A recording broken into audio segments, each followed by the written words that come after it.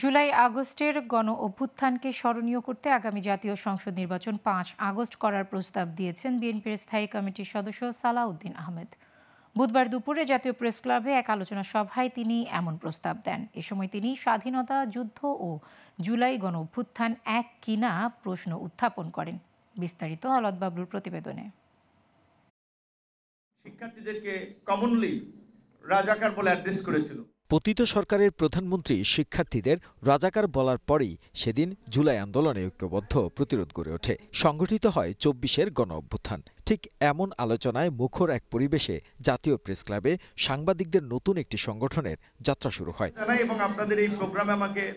এ সময় গণ অধিকার পরিষদের সভাপতি নুরুল হক নূর গণমাধ্যমের সমালোচনা করে বলেন, ৫ আগস্টের পর দেশ গড়ার যে সুযোগ তৈরি হয়েছে তা যেন হেলায় নষ্ট না হয়। এই অভ্যুত্থান পরবর্তী সময়ে আমরা চাই সাংবাদিকরা সেই অতীতের যে দলদাস ভূমিকা সেখান থেকে বের হয়ে আসুক। এই গণ অভ্যুত্থান আমাদের জাতি গড়ার, সমাজ গড়ার যে সুবর্ণ সুযোগ এনে দিয়েছে, আসুন আমরা এটা হেলায় ফেলায় না নষ্ট করে আমরা সবাই মিলে কিভাবে আগামীর নতুন বাংলাদেশ বিনির্মাণ করা যায়।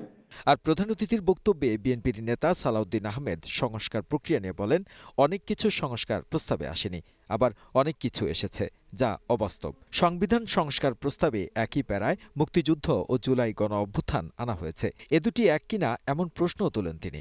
রিফর্মস কমিশন যে রিপোর্টগুলো দিয়েছে তার মধ্যে প্রথমে একটি উল্লেখযোগ্য জিনিস লক্ষ্য করলাম, সংবিধানের প্রিয়াম্বলে মানে তার প্রস্তাবনায় ১৯৭১ সালের মুক্তিযুদ্ধের সাথে একই প্যারায় জুলাই গণ অভ্যুত্থানের বিষয়টি নিয়ে আসা হয়েছে।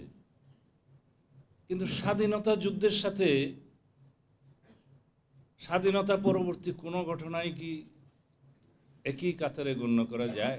হাসিনা সরকারের পতনের দিন দক্ষিণ এশিয়ার স্মরণীয় উল্লেখ করে দিনটাকে আরও স্মরণীয় করে রাখতে ৫ই আগস্ট জাতীয় নির্বাচন দেওয়ার দাবিও জানান বিএনপির এই নেতা। যেই তারিখে দক্ষিণ এশিয়া এবং পৃথিবীর মধ্যে একটি উল্লেখযোগ্য স্মরণীয় গণ অভ্যুত্থান হয়েছে, যেই তারিখকে মানুষ মনের মধ্যে হৃদয়ে ধারণ করে সারা জাতি, সেই তারিখকে আরও স্মরণীয় করুন এবং নিজেরাও স্মরণীয় হয়ে থাকুন ৫ই আগস্ট যদি পারেন। এটা আমার প্রস্তাব না, এটা বিভিন্ন জনের মধ্যে একটা আলোচনা হয়েছে, হয়তো প্রস্তাবটা আমি দিয়েছি। অন্তর্বর্তী সরকারকে রাজনৈতিক পথে আনতে বেশ কিছু উদ্যোগ নেবে বিএনপি, সেটাকে আন্দোলনও বলা যেতে পারে বলেও জানান সালাউদ্দিন আহমেদ। আওলাদ বাবলু, গ্লোবাল টেলিভিশন, ঢাকা।